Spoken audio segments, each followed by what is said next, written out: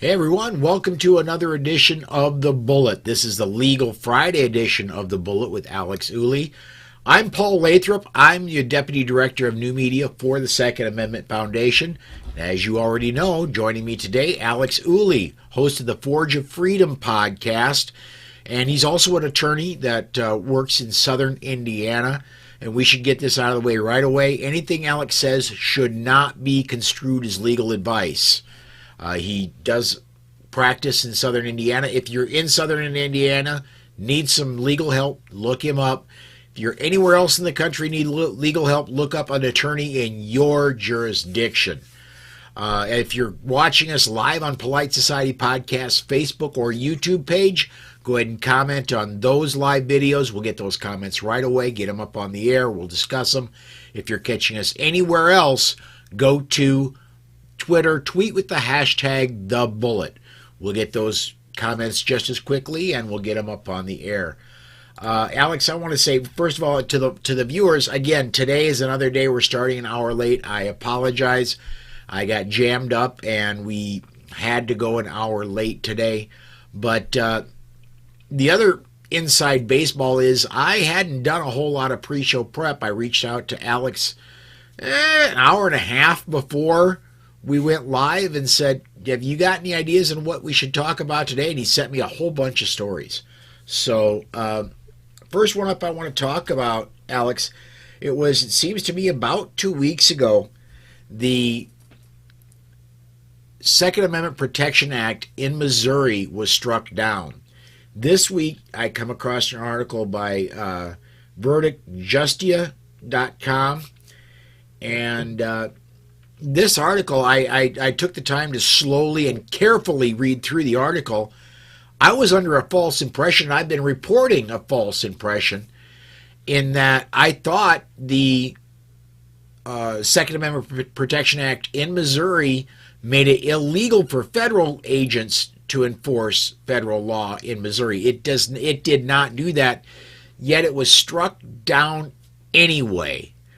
The only thing I can find, I couldn't find real reasoning why it was other than the supremacy clause in the Constitution. But the only thing Missouri did is said, look, you can't use our people. We're not supplying the money. If the federal government wants to enforce federal law, the federal government must do it with federal agents. This article, I'm still searching for why this thing got shot down, man.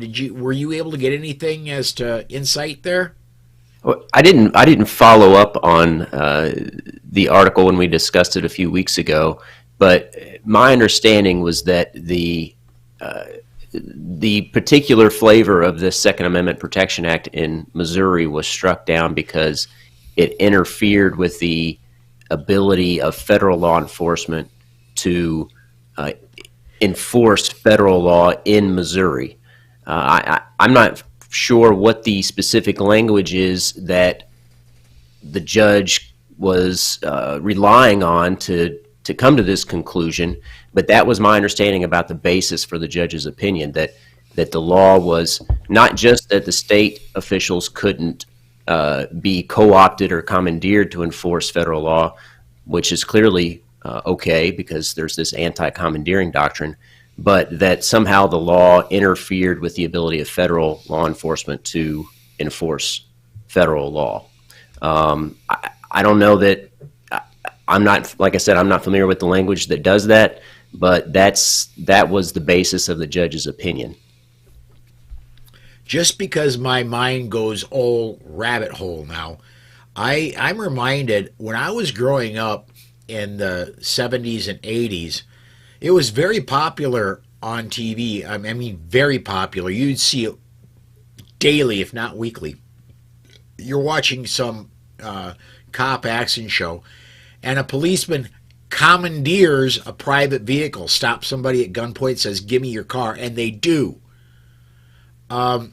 So much so that I thought that would be a regular occurrence when I grew to be an adult. Never, ever, ever, ever happened. Is it legal? Let's narrow this down to Indiana. In Indiana, can a private citizen have their vehicle commandeered by a police officer? Um, I don't know the answer to that question actually. In Indiana, so under Indiana law, the answer might be different than under federal law. So if it's a federal law enforcement officer trying to commandeer a private citizen's vehicle, the answer could be different than in Indiana under Indiana law. But I really don't know the answer to that question. Fair enough. Fair enough. It's just, as I said, the anti-commandeering, that just commandeering kicked off in my head, and I went back 40 years. So, I mean, my gut, and I don't want to say something out of turn here, but my gut says that would be an unlawful seizure under the Fourth Amendment. But I don't know the law, or that I don't know the case law in that regard. Yeah,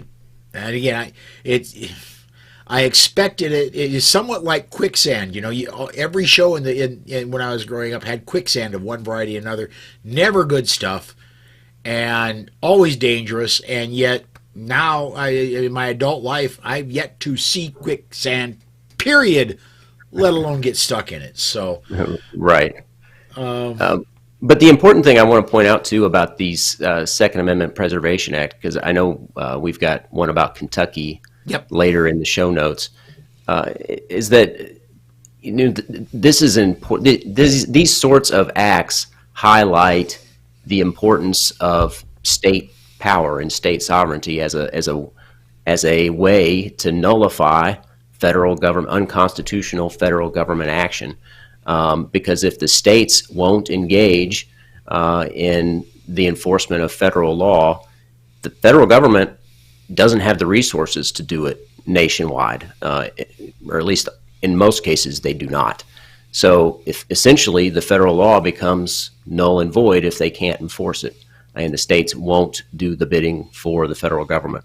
So this is a really important point, and I want to highlight too the Ninth and 10th Amendment here, because I think that these two amendments in the Bill of Rights, the first 10 amendments to the Constitution, often get overlooked. And the Ninth Amendment says the enumeration in the Constitution of certain rights shall not be construed to deny or disparage others retained by the people. So just because the Constitution and the Bill of Rights enumerate certain rights doesn't mean that the people don't also have other rights that are not enumerated. It's just that the rights that were enumerated, the founders thought were so important that we needed to enumerate them.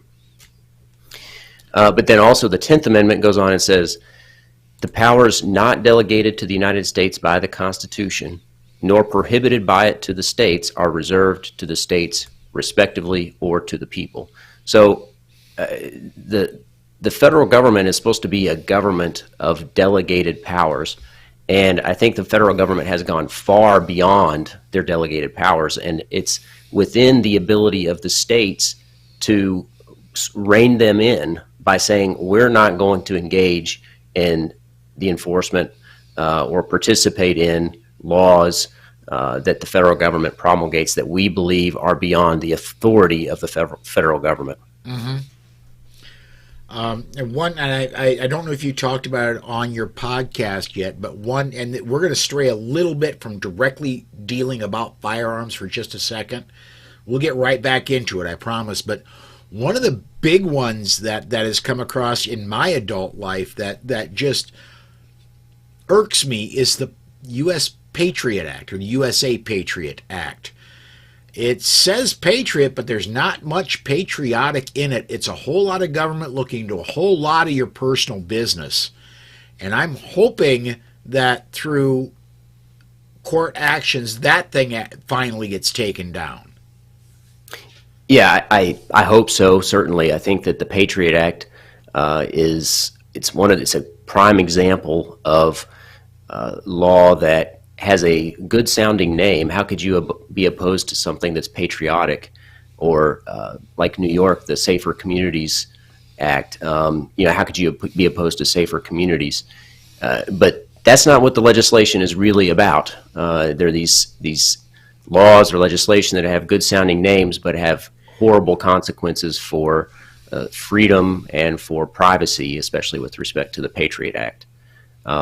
So, yeah, we saw a lot of laws in the wake of 9/11 that I think did very little to deter terrorism and did a great deal to take away our freedom.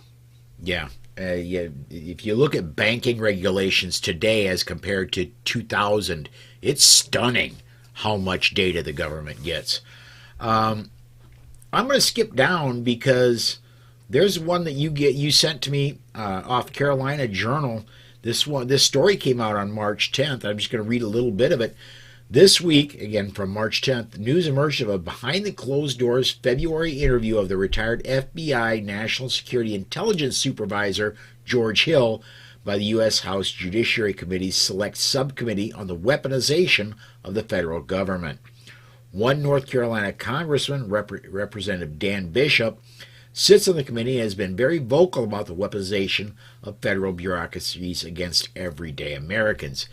In the interview, Hill says Bank of America, North America's largest banking company, gave the FBI data on all their customers who happened to purchase anything in and around Washington, D.C. January 5th through January 7th of 2021 in an effort to identify potential rioters who were at the storming of the Capitol. I mean, the federal government should have had to get a warrant to get that information, and a warrant on each specific person. Bank of America, it seems, just said, well, here you go. Yeah, that's exactly what happened. And what's even worse than that, and by the way, I was tipped off to this article by the Mr. Guns and Gear YouTube page. He had a video on this a couple weeks ago. Mm-hmm. And what's so bad about this is not just that Bank of America handed over data of purchases made in and around Washington, D.C. for January 5th through January 7th of 2021. What they did was anybody who used a Bank of America card, credit or debit, in the sometime between the 90s and the present time, and used those cards to buy a firearm, if they also made a purchase with a Bank of America card between January 5th and January 7th, 2021, that data was handed over to the FBI. So this was clearly targeted not just at potential rioters from January 5th to January 7th, but also anybody who purchased a firearm at any time or any location with a Bank of America card. So that makes this particular action especially egregious. And like you say, this was done without any kind of warrant. It was just handed over. Mm-hmm. And the article says 12 U.S. Code 3403 gives banks the right to hand over customer information to law enforcement, which may be relevant to a possible violation of any statute or regulation. But the article says it's highly unusual for the banks to initiate broad investigations of their customers' purchase history to place them in certain locations. So I think clearly this action, even if it was lawful under this federal statute to hand over the information without a warrant, I think this is clearly a targeted action by Bank of America to target firearms owners. And of course, Bank of America and other large banks have a reputation of doing these sorts of anti-gun or engaging in these sorts of anti-gun policies. So I think if you're a Bank of America customer, you should reconsider where you put your money. Oh yeah, absolutely. The other thing that brings to mind is there was recently, and I'm wondering how Bank of America knew there were what purchases were firearms purchases, because it was a big story here a few weeks ago that the credit card companies were going to get a specific merchant category code from Visa, MasterCard, Discover, American Express.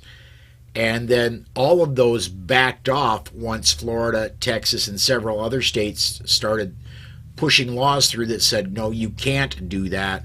And Florida's, by the way, had a fine of, I believe, $5,000 per occurrence of tracking. And so that never was in fruition, the merchant category code for firearms. I wonder how they discerned what Bank of America, I mean, other than going to Gary's gun shop, I mean, if it was, yeah. I don't know. I don't have that information, and this article doesn't say, but I suspect there were lots of customers, Bank of America customers, who were swept up into this data dump to the FBI that had not purchased firearms. Oh yeah. So I certainly think that I don't know where they got that information, or if they were able to discern which purchases were just firearms or included firearms.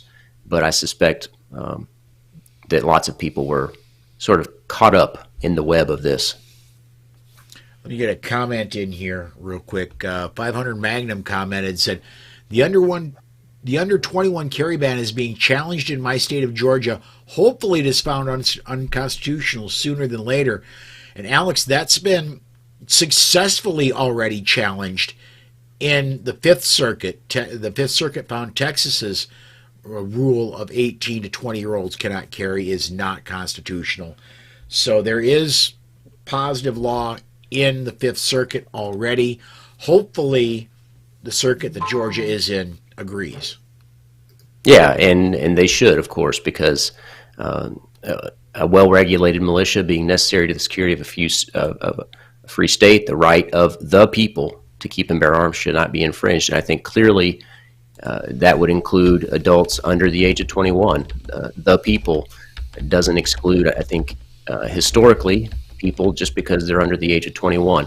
And of course, this sort of regulation would have to comply with the test that we got in Bruin. Does it match the historical tradition of firearms regulation under the Second Amendment? And I think clearly it does not. It doesn't even comport with the plain language of the Second Amendment. Yeah, absolutely. Next one we got here is off the reload.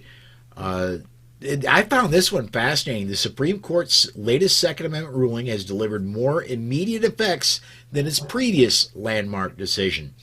A revised analysis from Jake Charles, an associate professor at Pepperdine University's Caruso School of Law, shows dozens of gun rights claims have already succeeded in federal court since the New York State Rifle and Pistol Association versus Bruin was decided in June 2022.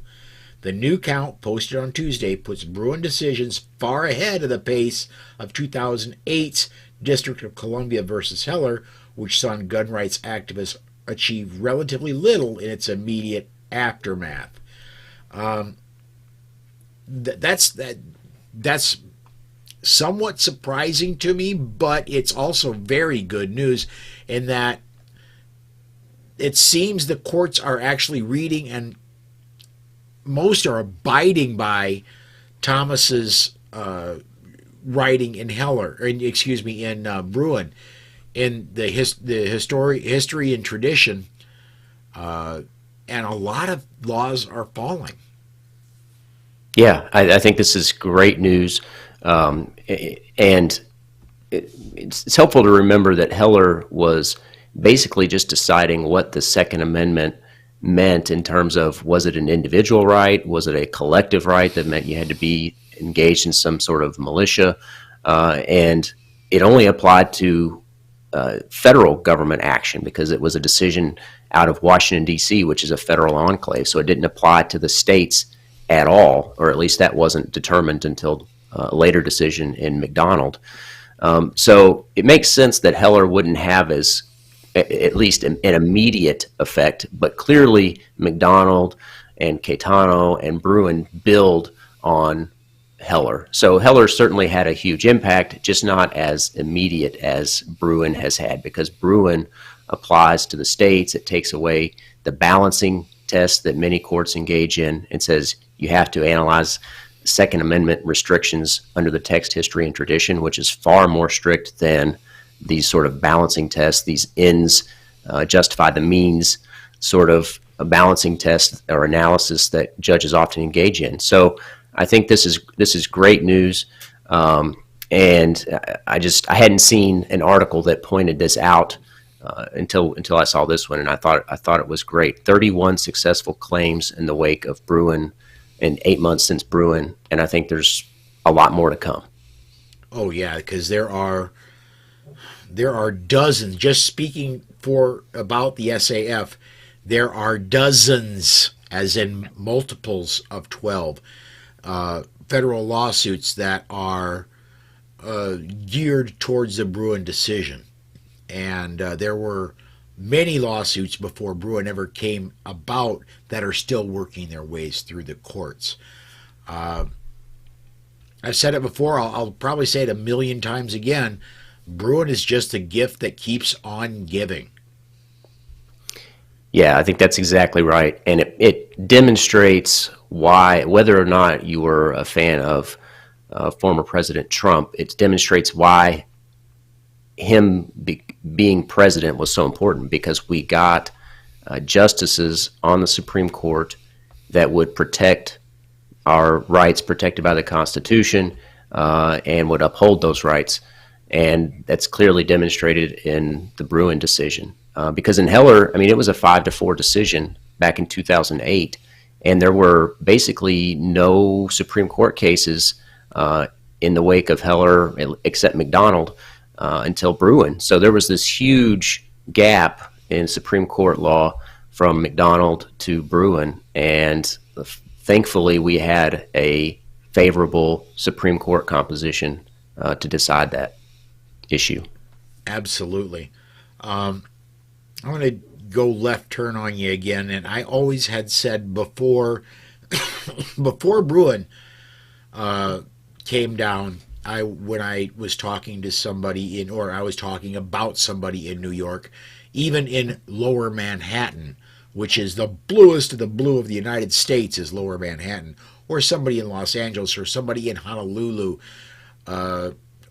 anyone in New Jersey, I would say, Heller gave you the right to carry inside your home.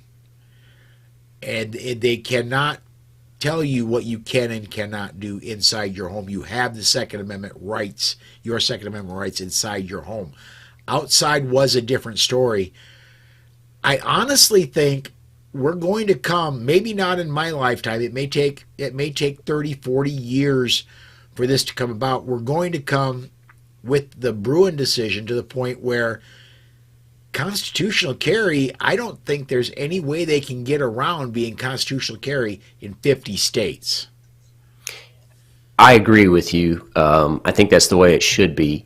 Unfortunately, I'm not as optimistic that that's how it will turn out, partly because there is some dicta in the Bruin decision that seems to suggest that as long as the state has shall issue in terms of their licensing scheme or regime, that's okay.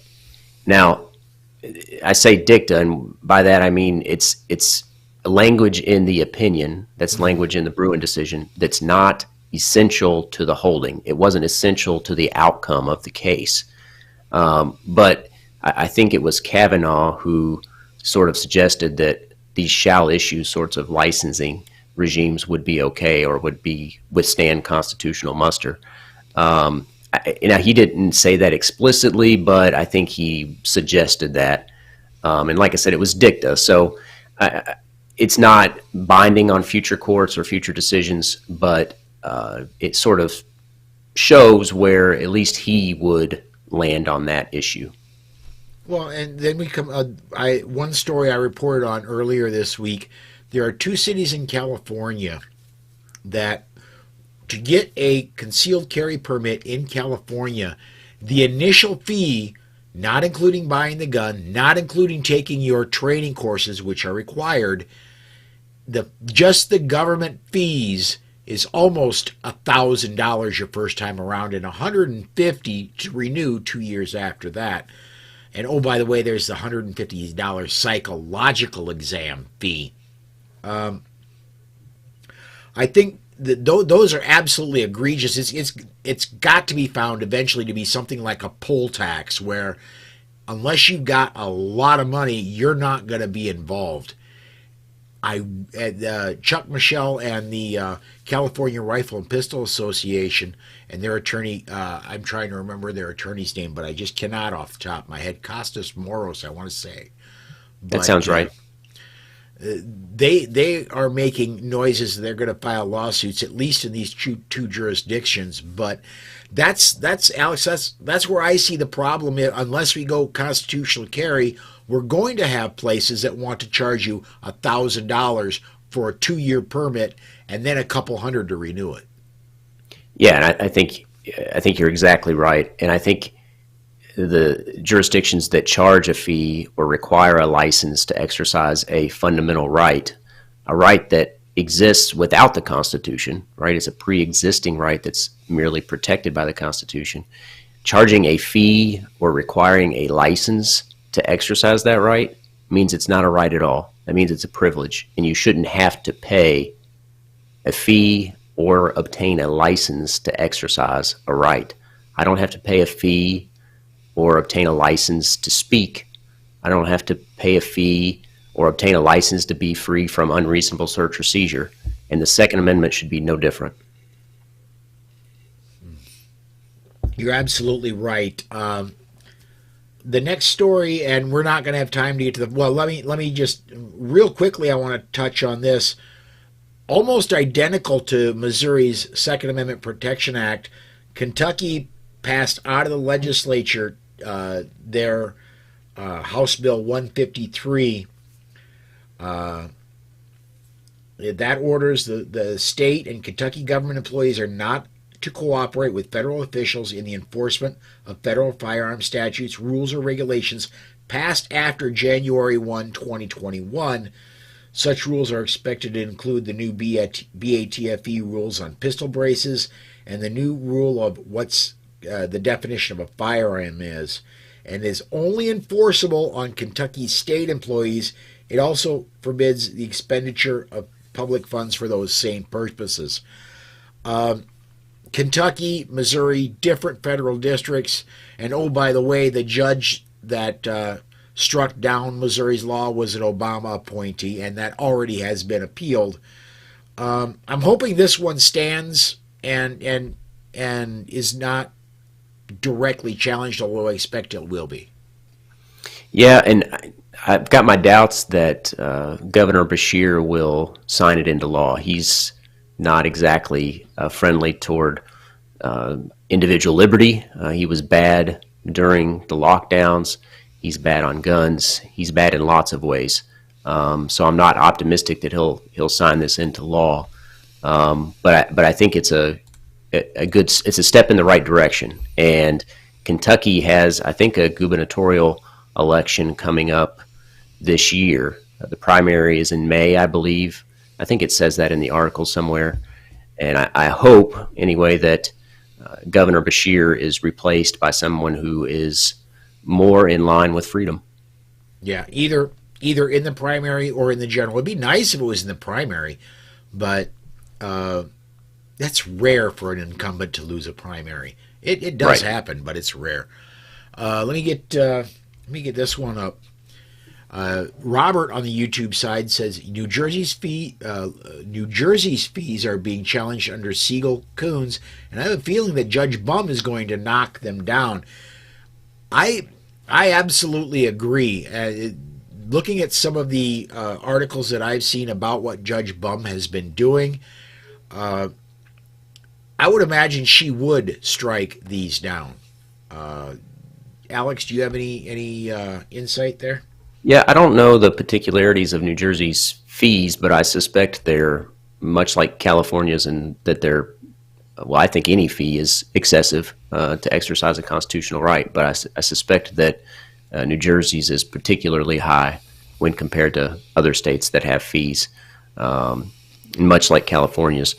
I can't predict the outcome of this case. I'm not familiar with the case. I haven't read it myself, but I know Judge Bum has given us some good decisions previously, so I'm optimistic in that regard. Recently, she has given us some very good decisions. We're down at the bottom of the hour. these things do tend to fly by. Seems like we just got started, but on our way out the door, man, tell us about Forge Your Freedom. Tell us about anything else you want to plug today, man. Yeah, so I started a new podcast at the beginning of the year. As many of the listeners already know, I'm an attorney, but I'm also a firearms instructor. But that's not where my passion ends. Those aren't my only passions.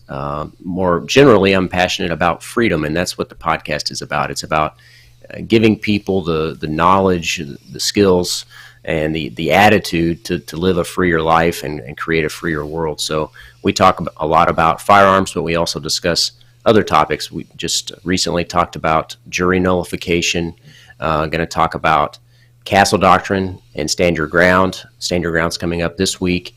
We talked about civil asset forfeiture, just to name a few topics that we've discussed. We've got 11 episodes out and about to release the 12th. It's a weekly podcast, and if it's something that might be of interest to you, to check it out on YouTube, Rumble, or any of the popular podcast streaming sources. Sure, I'm going to have to go.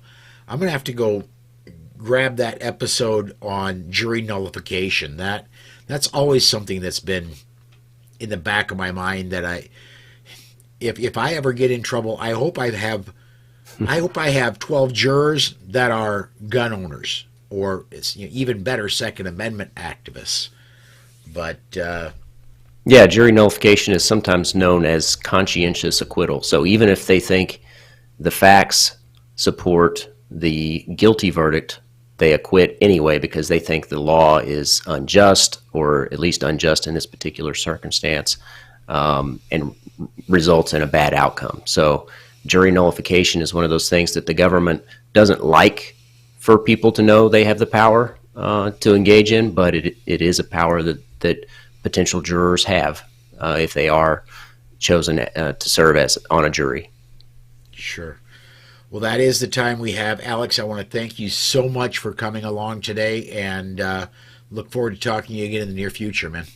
Yeah, great to be with you, Paul. Thanks for having me. On my end, normally there is a Saturday show. This week I was not able to get any guests or any guest hosts booked, and so I'm going to go ahead and I'm going to not broadcast tomorrow. I'm going to shut the week down on Friday. I'm going to have a full weekend. And come join me Monday, 5 p.m. Central Time, for more episodes of The Bullet. Thanks for watching, everybody. Thanks for listening, podcast listeners, and we'll see you next time.